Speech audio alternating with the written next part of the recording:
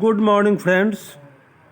Today I am going to present before you the list of idioms and phrases. Idioms and phrases. The meaning of this word is idioms means लोकोक्तियाँ और phrases means मुहावरे. तो लोकोक्तियाँ और मुहावरे, idioms and phrases.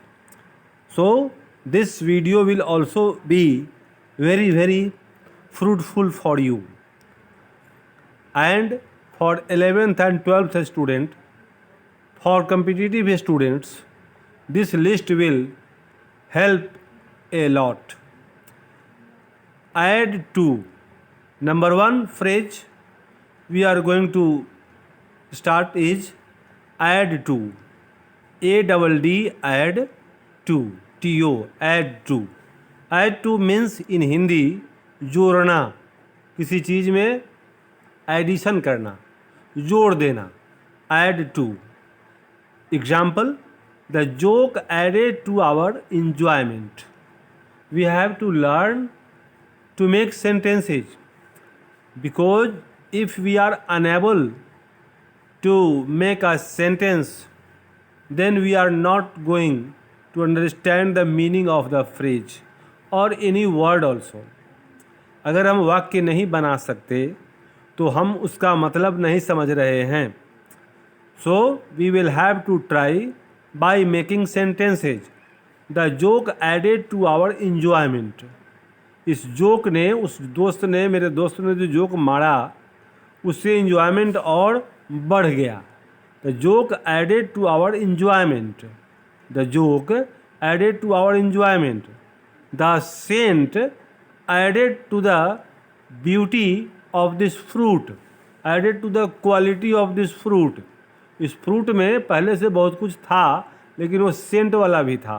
तो Saint के होने से यह फल और ज़्यादा गुण वाला हो गया. So the scent added to the quality of the fruit. Okay. In the same way, the exercise added to our success. The exercise added to our success. हम लोग सफल तो हो ही रहे थे लेकिन एक्सरसाइज जो हमने किया उससे हमारी सफलता और निश्चित हो गई. The exercise added to our enjoyment. The exercise added to our success. So this is the way. Add to. Add to means जोड़ना. After all. After all means सबके बाद. अंततः. अंततः ऐसा हो गया. After all it happened. So he thought her to be wrong but she was right after all. उसने सोचा कि वो गलत है लेकिन अंततः वह सही साबित हुई, वह सही थी. तो he thought her to be wrong but she was right after all. He did not study well but after all he passed the exam. उसने पढ़ाई ठीक से नहीं की लेकिन अंततः वह परीक्षा पास कर गया. So after all everything was okay. अंततः सब ठीक रहा. Again and again. Again and again. Again and again means बार बार. अगेन एंड अगेन का मतलब होता है बार बार. He reads a book again and again. He reads a book again and again. He reads a book again and again. वह किताब को बार बार पढ़ता है. वह किसी किताब को खरीदता है तो उसको बार बार पढ़ता है. तो he reads a book again and again. In the same way he taste the food again and again. He prepares for the test again and again. बार बार किसी चीज़ को बार बार करना. Again and again. Ask after. के बारे में पूछना. She always asks after you. वो हमेशा आपके विषय में पूछती है. वह जब भी आती है मेरे सामने तो आपके विषय में पूछती है कि क्या वो आए थे, उनका हाल समाचार क्या है. सो ask after. She always ask after you. You should not always ask after her, तुम्हें उसके विषय में बार बार नहीं पूछना चाहिए। So you always ask after me, तुम हमेशा मेरे विषय में पूछते हो। सो आस्क आफ्टर का मतलब है के बारे में पूछना। She always ask after you, वो तुम्हारे विषय में हमेशा पूछती है। एबव ऑल, सबसे ऊपर। Above all he is honest, सबसे ऊपर बात यह है कि he is honest. He is poor, above all he is honest. वो गरीब है, लेकिन सबसे बड़ी बात यह है कि he is honest, means above all he is honest. He was a poor student, he did not labour hard in the class, above all he passed the exam. According to, के अनुसार। He does any work according to the rule, वह कुछ भी काम करता है तो नियम के हिसाब से करता है। He does any work according to the rule, he plays according to the rule of the game, वह खेल के नियम के अनुसार से खेलता है। He prepares for the examination according to the rule of the exam. As a matter of fact, वास्तव में। As a matter of fact he is a very good student. Really he is a very good student, means as a matter of fact he is a very good student, वास्तव में वह एक बहुत अच्छा student है। So as a matter of fact he labours very hard. As a matter of fact he is an honest person, like this.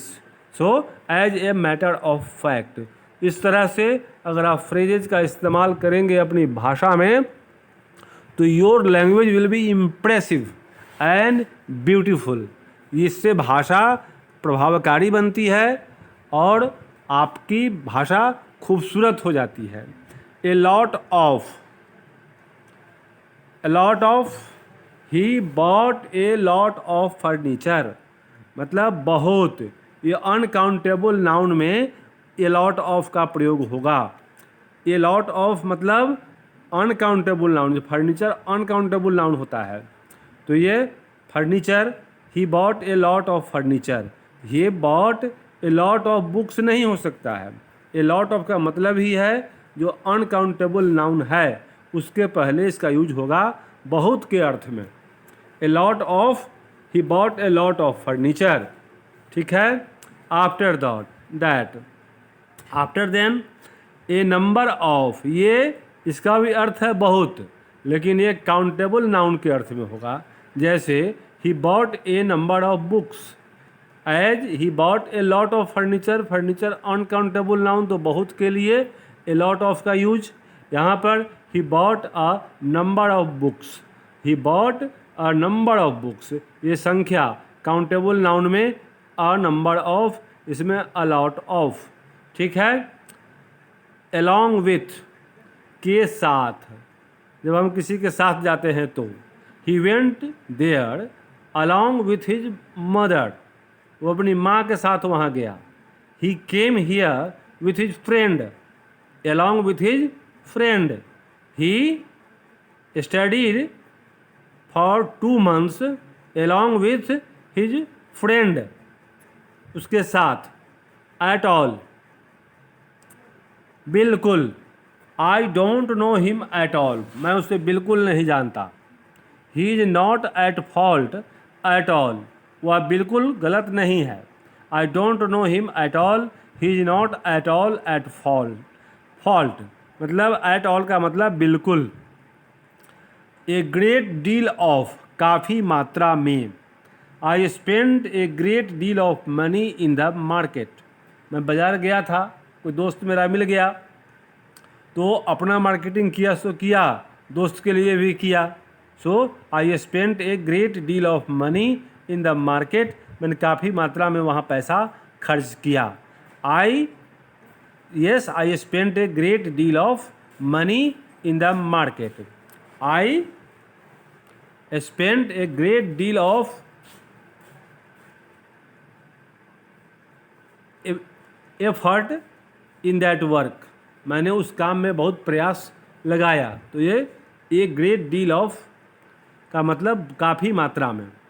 At home in, कुशल होना, जब कोई आदमी किसी काम में कुशल है, मास्टर है, तो उसको बोलते हैं he is at home in physics. Physics में तो उनको कोई दिक्कत नहीं है, तो he is at home in physics.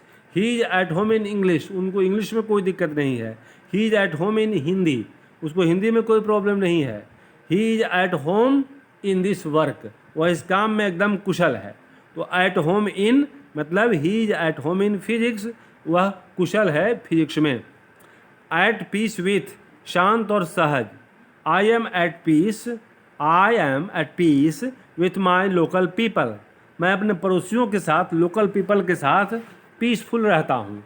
तो at peace with, I am at peace with my local people. Then as soon as, ज्यों ही। The train left, the train left as soon as we went to the station. The train left as soon as we went to the station, जैसे ही station पर गए रेलगाड़ी खुल गई, train खुल गई।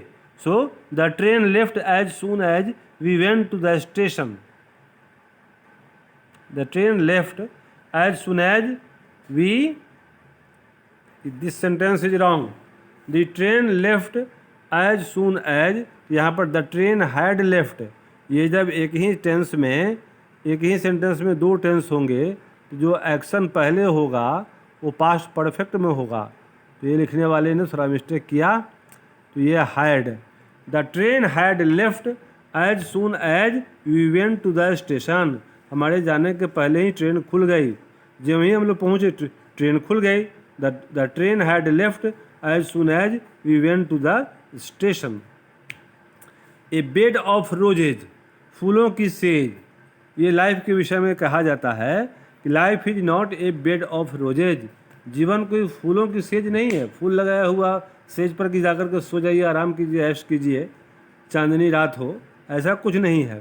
So life is not a bed of roses, जीवन फूलों की सेज नहीं है। The path of study is not a bed of roses, पढ़ाई का जो रास्ता है वो बेड ऑफ रोजेज नहीं है। ऑल इन ऑल, सर्वोपरि, ये प्रायः पद वाले के लिए यूज होता है कि सर्वोपरि, जैसे the principal is all in the school, the principal is all in the school, the principal is all in all, सर्वोपरि। ये ब्लैक शीप, आस्तीन का सांप, ये आस्तीन का सांप। In every country there is a black sheep, हर देश में गद्दार होता है, आस्तीन का सांप होता है। In every country there is a black sheep. So I found a boy to be a black sheep in the class, class का गद्दार था, न्यूज लिख कर दिया इस क्लास से उस क्लास को। सो ए ब्लैक शीप मतलब आस्तीन का सांप। In every country there is a black sheep. A bolt from the blue, BOLT, ABOLT, bolt from the blue, BLUE। तो ये बोल्ट फ्रॉम द ब्लू, बहुत बड़ा हादसा, कोई बहुत बड़ा हादसा हो जाए तो बोलते हैं this is a bolt from the blue. The death of his friend was a bolt from the blue for him, the death of his friend was a bolt from the blue for him, उसके दोस्त की मौत उसके लिए a bolt from the blue था, मतलब बहुत बड़ा सदमा था। Then a bone of contention, कलह की जड़, ये समस्या की जड़, समस्या का कारण वो उसको बोलते हैं a bone of contention, a bone of contention. Kashmir has been a bone of contention between India and Pakistan. Kashmir has been a bone of contention between India and Pakistan. A chicken-hearted fellow, कमज़ोर दिल का आदमी उसको बोलते हैं a chicken-hearted fellow. तो a chicken-hearted fellow cannot win this prize. A chicken-hearted fellow cannot do this work. A chicken-hearted fellow cannot climb the Mount Everest. A feather in one's cap, एक और उपलब्धि। उपलब्धि मतलब कुछ अच्छा काम करना। तो he has added a feather in his cap by winning this prize, उसने एक और खूबसूरत पंख अपने पंखों में लगा लिए, तो अपने डैने में लगा लिया एक और खूबसूरत पंख। तो ये पहले से बहुत सारा मेडल था, एक और जीत लिया, तो उसी को बोलते हैं a feather in one's cap, एक और उपलब्धि। He has added a feather in his cap by winning this prize. So once again I will present you practices, exercise for practice like this, and I hope that it will suit you, it will help you. Thank you for viewing. Have a nice day.